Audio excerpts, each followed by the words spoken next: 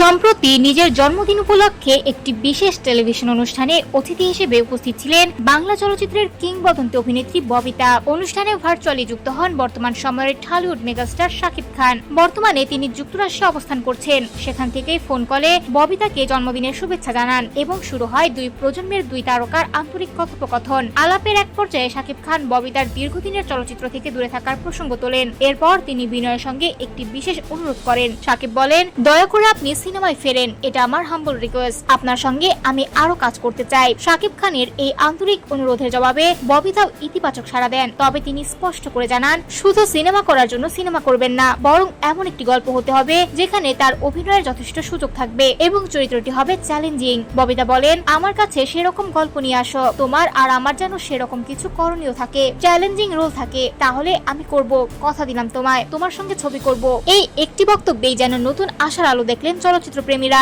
কারণ দীর্ঘদিন পর আবারও শাকিব খান ও ববিতাকে একসঙ্গে বড় পর্দায় দেখার সম্ভাবনা তৈরি হয়েছে। শুধু তাই নয়, অনুষ্ঠানে শাকিব খানের পেশাদারিত্ব, কাজের প্রতি নিষ্ঠা এবং সাম্প্রতিক সময়ের অভিনয় নিয়েও ভূয়সী প্রশংসা করেন ববিতা। তিনি মনে করেন শাকিব এখনো নিজের কাজের প্রতি সমানভাবে নিবেদিত, আর এ কারণেই তিনি দর্শকদের কাছে জনপ্রিয়তা ধরে রাখতে পেরেছেন। উল্লেখ্য, ঢাকার চলচ্চিত্রে ববিতা ও শাকিব খান একসঙ্গে একাধিক ব্যবসা সফল সিনেমায় অভিনয় করেছেন। তাদের অভিনীত মা আমার স্বর্গ, খোদার পরে মা এবং মায়ের জাত সিনেমাগুলো দর্শকদের কাছে ব্যাপক জনপ্রিয়তা পেয়েছিল।